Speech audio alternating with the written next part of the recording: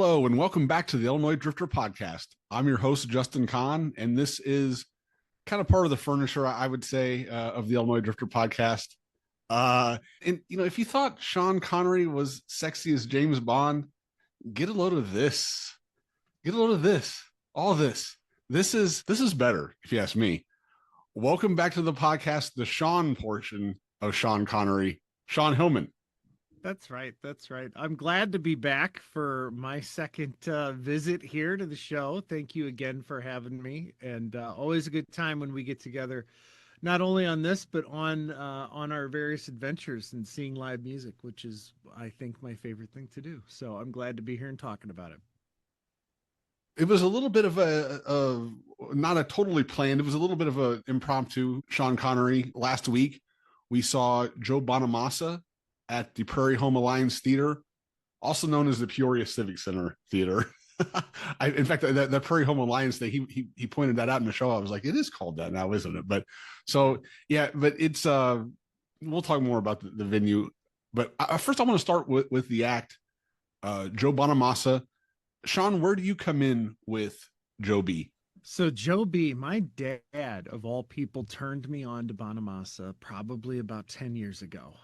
His Live at the Beacon Theater, his famous live album, was out, and he was featured a lot on PBS, of all things, with that show and with some other stuff. So Dad started getting into him and kind of discovering him, and he turned me on to him. He was surprised I didn't know about him, and I quickly figured out why, because fell in love with them. We went to a show just on a whim, had a great time, and then that's become kind of our thing, is going to see either Joe or other acts that we both kind of like. And I've gotten to turn him on to Tedeschi Trucks Band as a result, but he got me into Joe Bonamassa, and I was hooked. So I've got several albums and probably 5 or 6 shows under my belt now, and it's always a great experience.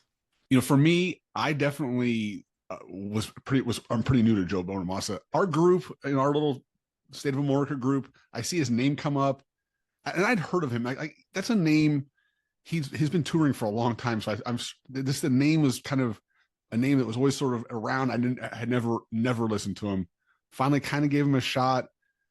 It's like, this is kind of traditional blues. I wasn't necessarily wanting that when I kind of first listened to him, but he came through Springfield a couple of years ago, and I thought, oh, I'll give him another shot. I'll go see the show and give his music another shot. And I found myself digging it. He has a lot of good stuff. He's been putting out. He has a ton of music. He's got like 2 Christmas albums. Yeah, he's got a lot. So, it's a little bit. The catalog is a little bit tough to. I felt like a little bit like, where do I start with this? I kind of just looked up set lists and went from there. And then, so I was like, I like his stuff. Went to the show and was really blown away by the band. I was like, okay, yeah. I see it now. That was one of the, you hear that sometimes, but that was really one of them, like, oh, okay, I get it now with these guys. It's this band. So, and it's, I think that we'll talk a little more about this, but the perception is like, it's like this guitar hero, Joe Bonamassa, but really to me, the secret sauce is that band. But that won me over. Reese Winans was at that show. Was his keyboard player at that show? I saw him in Springfield, and of course, Reese recently retired. But I was really impressed at that show how much love Joe had shown Reese at the show. He was really put a lot of really dabbed him up, talked about Rock and Roll Hall of Famer, the whole deal. So I was just really impressed by all that at the time. So I think that I was just at that point I was like, okay, my heart was warmed. yeah. You have the same experience I think a lot of us had. You hear about it, you kind of get introduced, you hear some things, you're like, I'll give it a shot, and you go and you're like, oh, I get it. and you're in. I mentioned the venue, the Prairie Home Alliance Theater. This was actually my 6th time ever seeing a show there. This dates back. I went to Bradley University for a while. I saw Andrew Dice Clay at that theater in I think probably 92, 93. But in the last couple of years, they've started having a lot of bands that kind of are in my radar there. And I think this is the 4th time in the last 2 years I've been to shows there. Saw Warren Haynes there. That was with you. Blackberry Smoke with you. Saw Marcus King there with my wife. Um, just in general, Shawn, what are your thoughts on the Prairie Home Alliance Theater? Just the vibe, everything about it. Definitely old school. It's got that, as Joe remarked during the show, the continental seating. So if you're sitting in the middle, you got to tell 50 people that you got to get up and get a beer. The staff's pretty laid back, and I think Peoria is doing a good thing trying to get more acts to come through town. I'm disappointed they don't sell better, but I'm also not sad about it because you can upgrade seating a little bit and have some space. So mixed feelings on it, but I gotta say, Peoria is really trying, and I'll give their Chamber of Commerce or their marketing, whoever it is that's doing these things, give them a shout out and give them credit for trying to get more acts to come through. And make it a destination. And it works because I go and I spend money there. I'll typically go and spend the night in the hotel that's adjacent to the theater and the convention center, so you literally can just walk across the skyway across the street to get to the show, which I love. So great overall experience with the venue. um and concessions could be a little bit more efficient, but what are you going to do? It's a small town and it's live music, so I really don't have that much to complain about. Yeah, I agree. I love, like you mentioned, you can literally get in there, come from out of town, get in there, and never leave the facility. You never actually step outside. If the weather's shitty, you Yeah. never even have to step outside. You have your hotel, the bar, restaurant, Yep. the venue is, there's a little skyway that goes to it. As someone who's coming from out of town like myself, you can park, and again, you never have to step outside again. You park, you Yeah. walk through that skyway, you're in the venue. Or if you want, like you want to stop at the bar hotel area. I think next time, Shawn, I will say, after the prices at that place, I wouldn't mind maybe checking out some other places around the Yeah, area. I would agree. I would agree. But I do love the convenience of that place, and we've had some good times in that. So I do have that about it.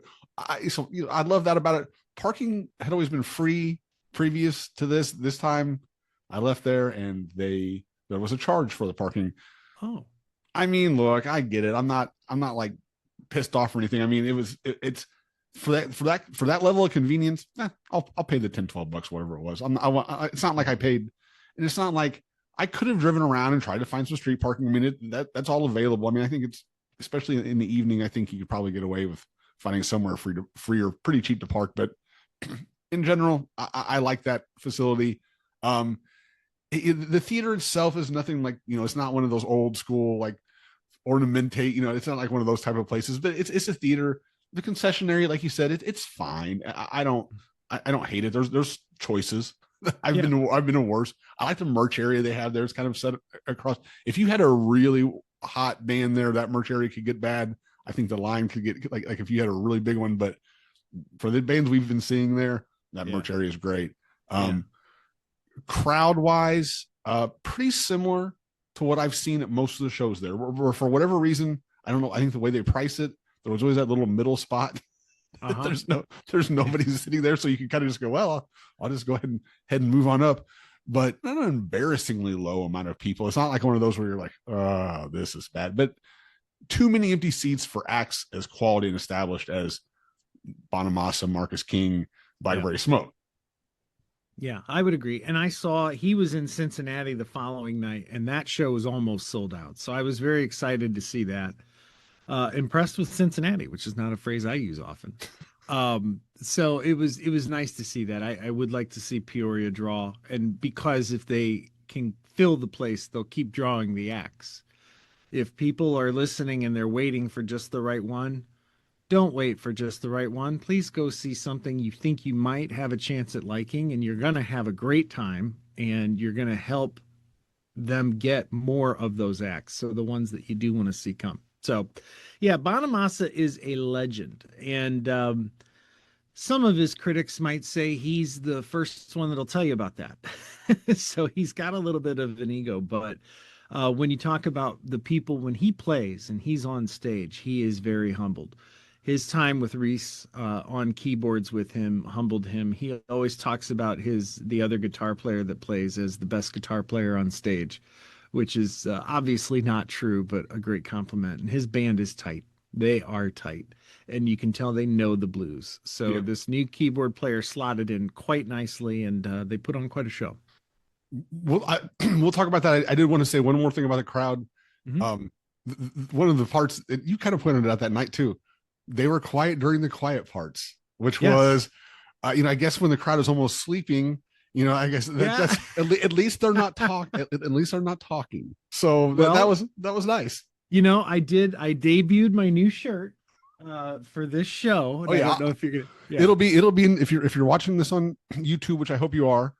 I'll have a picture, and I'll have a picture of Shawn wearing it that I took of him Yeah. in Peoria that night. So very, very cool, very Yep. great shirt, and I think it worked, Shawn. I think it did. That's my new concert shirt, so I'm gonna plan on getting patches and stuff at shows and just making it my standard concert attire now. But after some of the experiences we've had at shows, I just felt I had to go another step. And there weren't anybody immediately behind us, but I think it spoke to the people it needed to speak to. So for those that are just listening to the audio version of this and won't see the shirt is basically a work shirt, button down work shirt, and on the back it's screen printed and it says, "Make not talking at the show great again." So, or make not talking during the show great again. So, hoping that has a good effect moving forward. When want to talk a little bit about the show, you mentioned, and this really does segue into one of the things I wanted to talk about Joe. There's a lot of perceptions about Joe. One of the things is that he's all flash, no substance, and the other I guess criticism is, like you said, he's an egotist. I would say maybe that's the flash thing. I don't see it on stage. The ego thing, maybe that's true in real life, and I've heard some stories.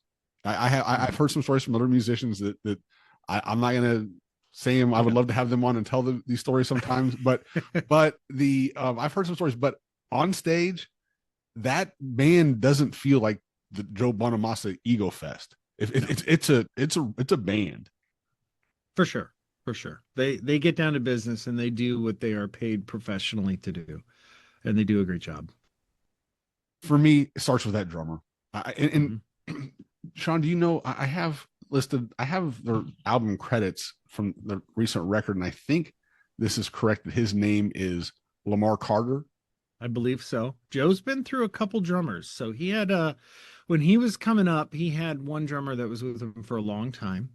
And then on at least one of his albums, and I think a tour, he had Anton Fig, famous from Paul Schaefer's CBS Orchestra, was drumming with him, and he was good. But this guy seems to have fit the seat nicely and does not detract from the show at all. Just adds just the right amount. A lot of good dynamics in the percussion for just the drummer being up there, and the rest is your stringed instruments or voices. He does a great job. And I know on our last episode I got you in trouble with this one, but I'm going to bring him up. I love his backup singers. I'll admit it. I'm totally just going to lay it on the line and be honest here. I am a sucker for a talented female backup singer. There's just something about it. I find it intoxicating. Yep. It definitely adds. One of our favorite bands, the Black Crowes, toured on and off with singers throughout their time on the road over the past 35 years. And whenever they have singers, it's always better. And the same for Bonamassa, the same for Tedeschi Trucks, the same for the JJ Gray and Mofo show. I said what I said. I didn't really like what I said, but it's always better with backup singers. So great. And bonus, we got to see them after the show, hanging out and say hi, and got a chance to tell them nice job, which I'm always happy to share appreciation for the non-stars of the show too. So Yeah, how bonus cool. all the way around. Yeah, that was really cool. You mentioned Joe's the other guitarist, and as during the show I tried to write some notes down, and they looked like the most gibberish ever. But I did make some sense out of some note where I was saying that I thought that the second guitarist kind of lays back and fills in around Joe. But I wrote that early after a while, I remember thinking, that's wrong. He gets plenty of time to shine, and he does. Mhm. He's a hell of a guitarist. Yeah, he's great, and he's been with Joe a long time, and they play off of each other nicely. He knows who is on the ticket, right? He understands who owns that stage, but Joe gives him space to shine, and it's great. It's a great relationship between the musicians on stage, even with the keyboard player, the new guy. Yeah, and the those quiet little solos he does. I don't remember those as much. Is that something that's always? I've seen them twice. Is that something that always? I don't remember that so much from the past show, but those are really effective, especially when a crowd's being quiet and Yeah, letting them do it. it's part of what I think helps keep the crowd quiet, which is great. Yeah, I'd love for my shirt to get all the credit, but I think Joe's dynamics in playing help that. And for those that don't know what we're describing, you think of an electric guitar or blues rock show is just going to be loud all the time. And Joe will at times play and you can hear a pin drop. And Buddy Guy does the same thing. I saw Buddy Guy last year. You did too, Justin, Yeah. separate shows, Yes. but same thing. They know how to play with dynamics. It's not just how fast your fingers can move. It's what you do with them and knowing when to back off and let the non-noise fill the space, if that makes any sense. Joe is a master at that, at getting you in there with the sound and then letting the non-sound kind of fill in, and sometimes less is more. So he had a one of his songs, I think it was I want to say it was one of his solos, maybe about the middle of the show, maybe that Freddie King cover that he did. Yeah. And Right. he just, it was just him. And I mean, we were what, 20 rows back and you could barely hear it. And it was perfect because he draws you in, everybody shuts up and watches and listens. And then they come back. And by the end of the song, they're punching you in the face again. So it's great. Yeah, and the precision too. I mean, you can Yeah. like when it's that quiet and it's that you have to be precise, and he is. That's Yeah. it was impressive. Yeah. You talked a little bit about the Freddie King song. I believe it was "Pack It Up." I wanted to talk a little bit about the set list. A couple highlights for me. Right away he kicked off several early. The early part of the set was pretty dominated by stuff off his new album, Yeah. which I like a lot. I like Breakthrough. I think it's a cool album. I think he did a good job with it. So that was fun. And I think those songs played well live. So I was happy with that. Yeah.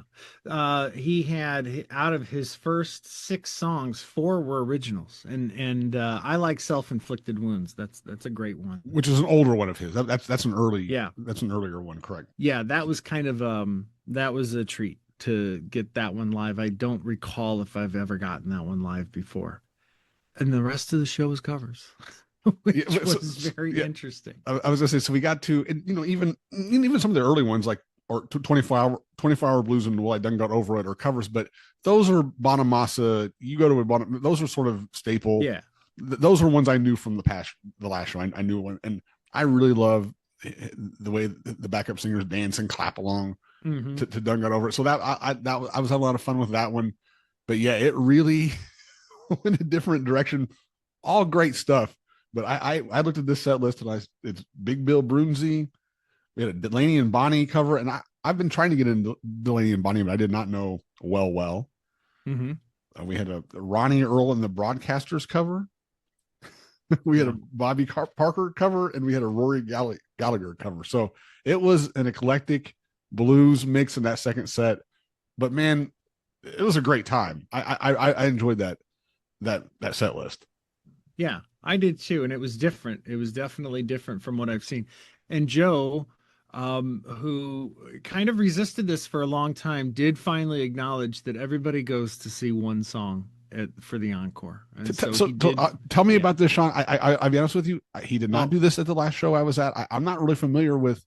Because he said at the show, he goes, well, got to do this one. So I wanted to ask you, Shawn, tell me about Mountain View. What is Mountain Time is probably his most favorite famous song. And that version that's on the Live at the Beacon Theater, that live album, that is the definitive version. He would do it intermittently at shows, sometimes during the show, sometimes as an encore, and sometimes he'd leave it out. And he always got feedback. Either it was the biggest crowd pop for him playing it, or it was he would get trolled online if he didn't play it. A few years ago, he remade the song into an acoustic version, and it was panned pretty widely by a lot of us who just love that original so much. So Mountain Time, the definitive version of that is on his Live at the Beacon Theater album, and he understands that that is what people want to see and hear. So he does it a lot now for his encores, which I love. He's there for the crowd.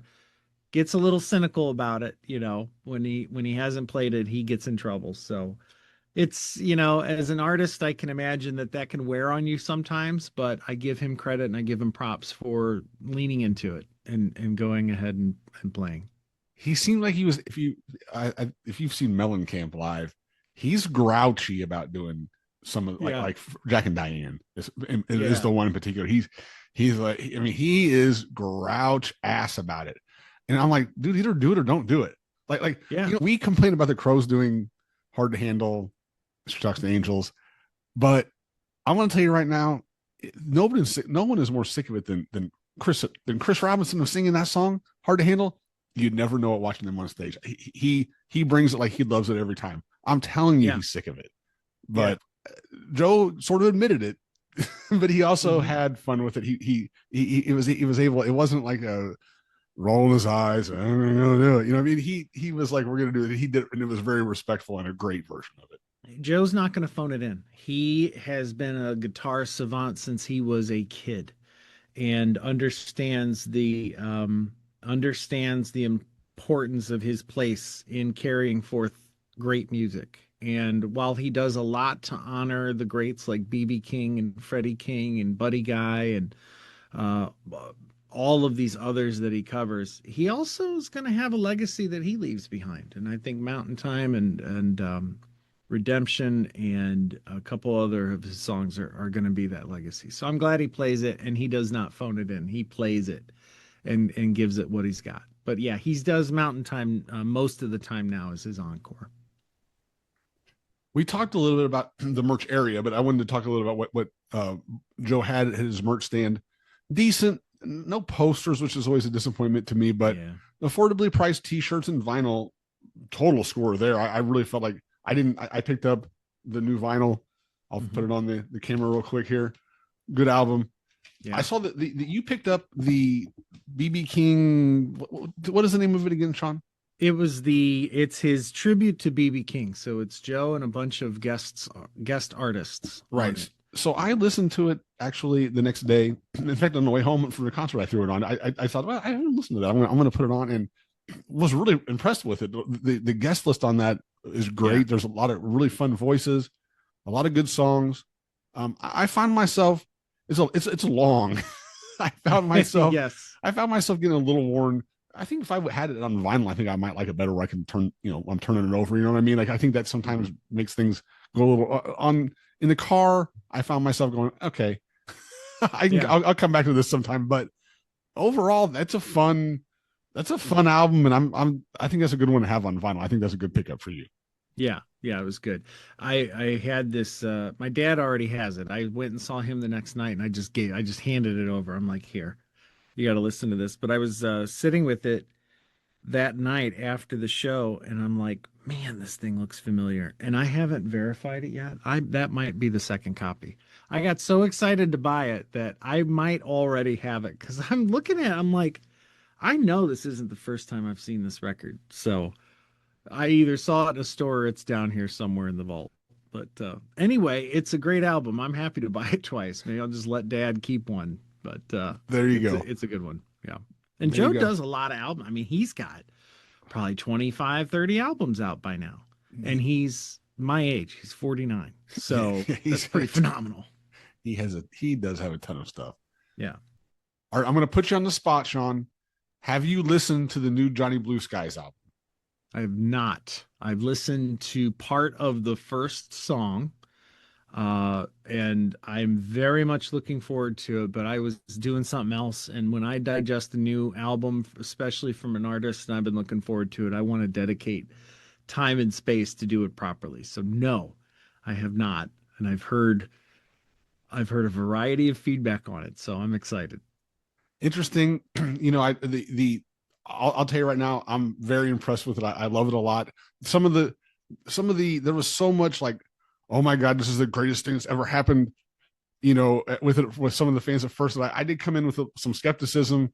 Yeah. It's not the greatest thing that's ever happened, but it's pretty damn good. I'll say this: it's very sexy. It's a very sexy album. Yeah. Kind of like this podcast. When you have the combination of us on it, it's kind of like that. I hope if you don't want to listen to that and listen to this podcast with Sean Connery on it too close together, it'll get you in trouble. Yeah. There's it's a lot. It'd be a lot. So I hope you can handle it. Just in this dose here, because there's going to be more coming of Sean Connery real soon. We'll be seeing Blackberry Smoke twice in about a week and a half here, Shawn. Yeah. In Champaign and Rockford. So plenty more to talk about there. I'm really looking forward to that. I am too. We got a busy year ahead of us and a lot to discuss, and some more tales of these adventures on future episodes, I hope, if you'll have me back. It's going to be a great time. Thanks for coming on, Shawn. Great show again. And I think that we're going to have some really fun ones to talk about in Champaign and Rockford coming up real soon here. Yep. Thank you, Justin. Go see live music.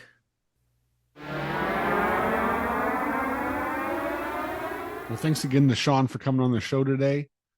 Wanted to remind everybody about my last podcast that came out with Blackberry Smoke's Kent Aberle from Fairbury, Illinois, very nearby the Illinois Drifter headquarters here.